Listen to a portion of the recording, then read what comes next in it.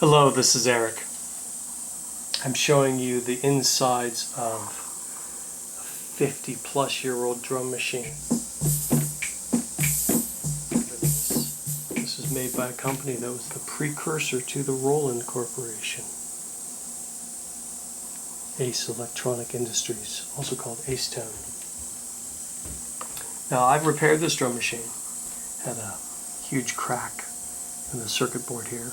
Some traces had to be jumpered around, and then the crack itself had to be repaired for the structural integrity of the circuit. And then I've modded it. Don't mind my overly long wires.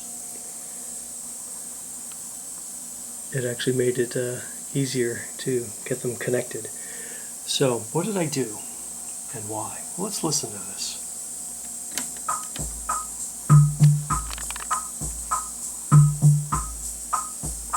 So it's a pretty cool sounding drum machine. Has a lot of presets. You can mix them up too, you can add them. So you can punch in a couple at a time. Now why you would mix swing with anything, I don't know. Let's see.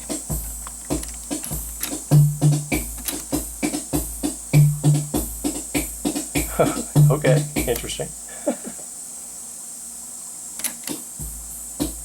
So pretty standard, drum patterns. Now what I wanted to do was trigger all of these sounds externally. Now some people do this with MIDI retrofit kits, and you could do that with this one. I wanted it to be a little more tactile. So while I've tapped into all the same points on the voice board that like a MIDI kit would tap into for sending in the signals, the pulses that make it play, I'm going to trigger it a different way. I'm taking a page from Kraftwerk, and what I've done is I've made a Kraftwerk style drum controller pad with metal drumsticks. Now the pulses, just so you know, in case you want to do this yourself, they're 7 volt. Now 7 volt was an interesting problem on this particular system because all the voltages coming out of the power supply inside here are negative. And then in the cluster of circuitry going through this matrix here, they mysteriously become positive just for purposes of injecting the pulses in there. And then they go through these components, which these are diodes. And in my testing this morning and preparing for this video, I found that one of them is bad. Let me show you. See, as I said, these are trigger points. So I'm taking my drumstick. I'll explain it later, but it's applying a pulse. So there's the bass drum. Low Congo. That's the high Congo. I'm not getting much of anything. I can hear it. You won't be able to hear it though, unless I do this and tap the other side of the diode. So that's the high bongo. Now, that tells me this diode's bad because I'm touching both sides of the diode. So I'm going to fix that later because I actually like that sound. Some of these sounds I don't actually need. That one's pretty good. That's a cowbell. I like that. Snare. That's the cymbal. Now here's where it gets a little weird. This is maracas. It's just a quiet cymbal, as near as I can tell. That's a brush, a wire brush, and that's too quiet to be useful. And then this is a rim shot, and it appears to be purposely flammed, because no matter what I do, I get a double hit. I like it though. I like it. These I'm going to ignore. So what that leaves me with is a collection of 9 voices, which is very convenient for the design of my pad. There's the pad.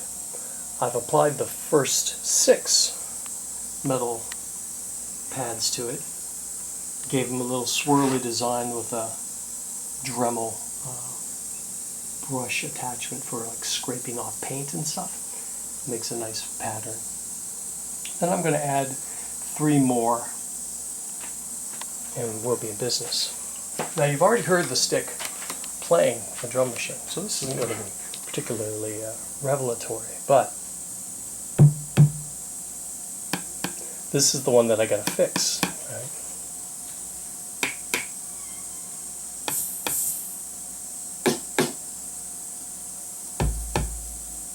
Now that's all well and good.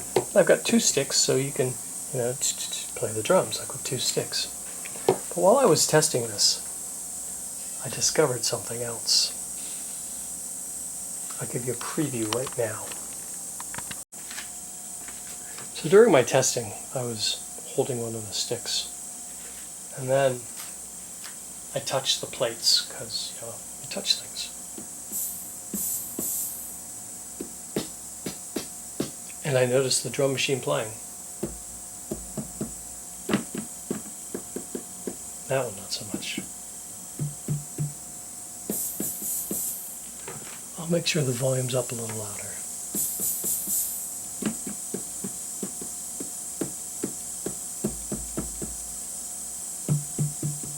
So, my hand is playing them.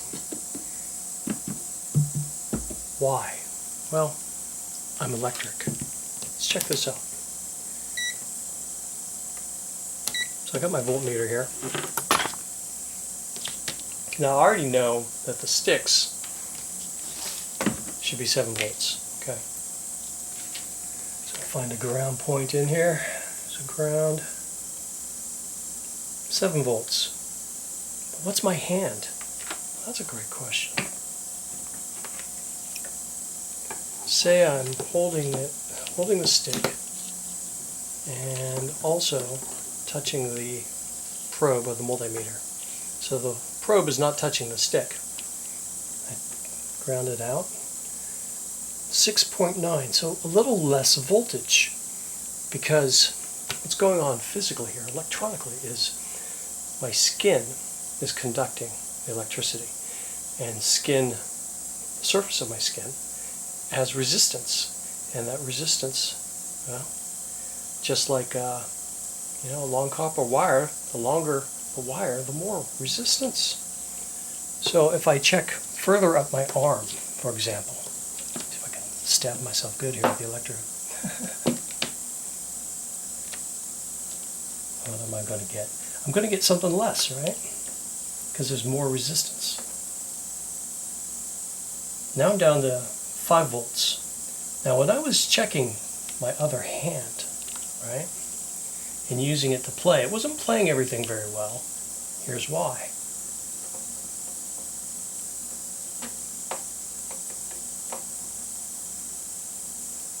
What am I doing wrong here? My hand should not be charged up to 7 volts. When I've checked it before, it was only 2. Okay, 6 volts in my hand. So, interesting things happen with electricity in your body. So that was charging up my hand, going up my arm, and to the other hand, to the probe. So it got me thinking, well, why am I using these sticks? I mean, they can only do so much. I can only hit 2 at a time. With my hands, I could potentially play much more interesting and intricate patterns. Well, the question is, how do I charge up my hands, and how do I get them to the right voltage? So that leads me to the first problem that I alluded to when I mentioned that the power supply on this only produces negative voltages. So how did I overcome that? Let me show you. I'm going to take a look inside here. Talk a little more about the construction of everything. Alright. Yeah, the best thing to do, let's see. It's going to trigger. Move these away. Now this will look kind of a mess here, because there's a ton of extra wires in place right now. Not extra wires, they're unused at the moment. These are tied off so that I can A, keep them from shorting anything out. B, I'm going to use them for the extra 3 drum pads that I mentioned when I add the rest of the kit together. So we've got a pretty simple circuit board here. What it really is just the endpoint for the ribbon cable. So the ribbon cable carries all the pulses, the electrical pulses from closing the switches. So when I hit the pad with the metal stick, it's just like closing a switch, and I get my 7-volt pulse. Now, where does the 7 volts come from? I have an extra power supply in here. So I needed that. See if you can see it. There we go. I needed that extra power supply. It's a regular wall wart. But those, they don't put out 7 volts typically. This one puts out 12. So what I did, I'm just going to tell you this because you'll hardly be able to see it, is underneath the ribbon cable, there's a LM317 voltage regulator. That's a special voltage regulator. It's adjustable. And it's pretty high range. It can go from like 3 to 30 something volts depending on the input. It's not going to give you more than what you put in, I don't think. In any case, I've got 12 volts coming in. I need 7 volts coming out. So I put in a little potentiometer, and that potentiometer lets me adjust the voltage on the output. So right now it's adjusted for nice metal sticks given 7 volts. What I need to do is adjust it for electrodes I'm going to attach to the backs of my hands. So I think I need higher voltage to make sure that things play well, because I don't think my hand is going to get charged up as much as the nice conductive metal sticks do. So I'm going to boost the voltage a little bit, tape some wires to the back of my hand, and insert them in conjunction with where the drumsticks are patched in. So a couple of these wire nuts, I'll just open them up and attach in an extra pair of wires, which will be the electrodes that will go to my hands, and then I should be able to play everything just using my fingers and have the right voltage, have everything going really well. With that testing done, the next step is simply add the extra plates.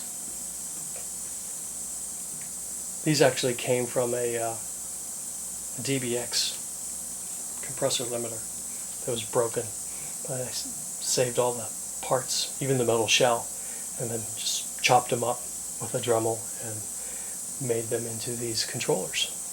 So I've got to make a few more of those. That was the longest part of this job, frankly. Other than fixing this in the first place. The longest part really was cutting out the metal. I'll show you this. Turns out these zinc plated rods, you can solder to them perfectly. They take solder great. So that was actually easy to do. I thought it might be hard, but it turned out to be easy. It's a 12-pin ribbon cable. It's a basic tiny circuit board, as you saw, with a little barrel plug on it for the power supply. And then the power supply is just literally plugged in, as you saw. It's just an old extension cord. And that's it. That is the mod you need for making an external controller for a vintage drum machine. Not a whole lot to it. Once you've worked on a few of these, you kind of get a feel for what you can do and where the circuit points are that you tap into and how it's going to respond and all that. And I have fixed a handful of vintage machines now, I suppose. But this will be fun because you can also play along. Let's see here. I'm not a drummer. Not in the least sense.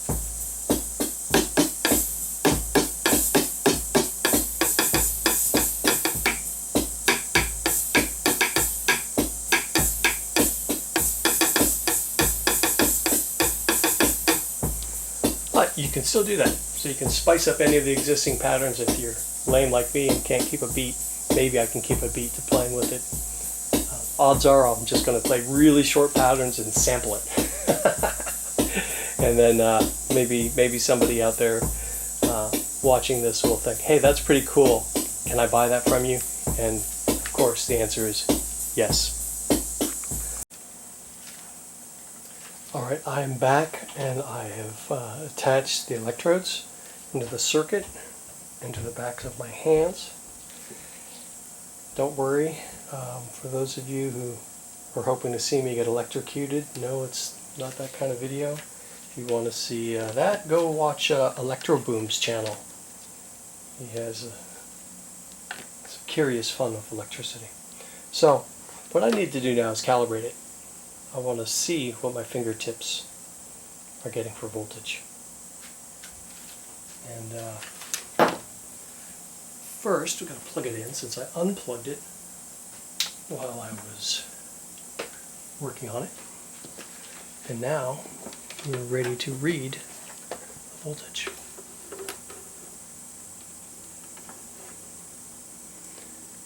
Okay, yeah, a little low as I was expecting, right? So my fingertips are all in the low 6 range. I'll check the other hand.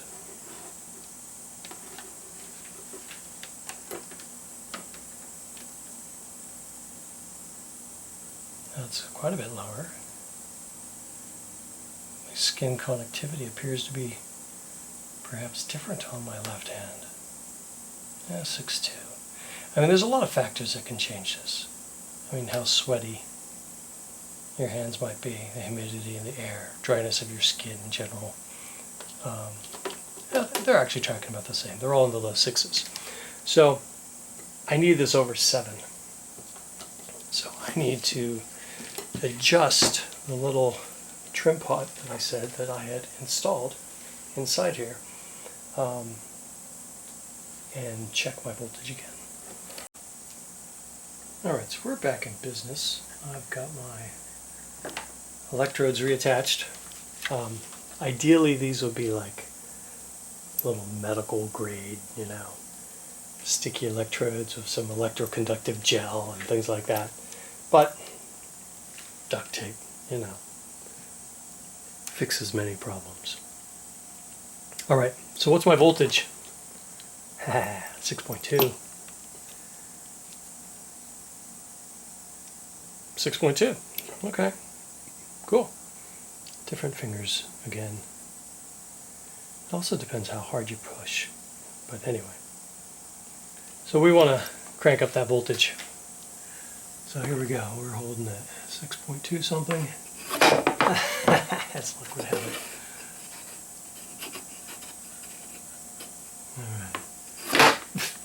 Alright. See if we can do this without it falling every single time. I might need another scrap of wood or something. Well, we'll give it a shot. Here we go. I'm going to hold this. That's how we'll do it. There we go.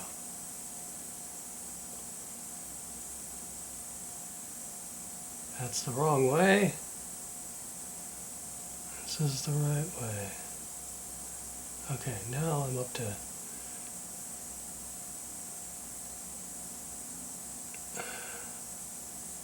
just over 7 volts. I'll check my fingertips in both hands. 7.4.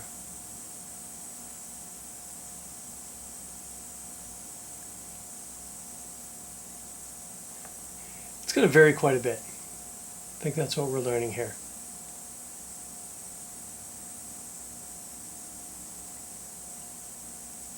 Like my index. You know, we're going to go with the higher voltage because ultimately Depends on how I touch, how much contact there is. So let's test it out.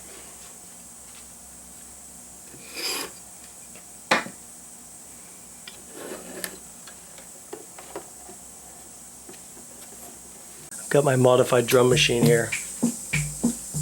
I've recently noticed that when my hands were holding the drumsticks, the metal drumsticks, that I was playing it a la Kraftwerk, my offhand would also make it trigger. So I realized I had voltage in my hands from holding the drumsticks. So now I have electrodes. There we go.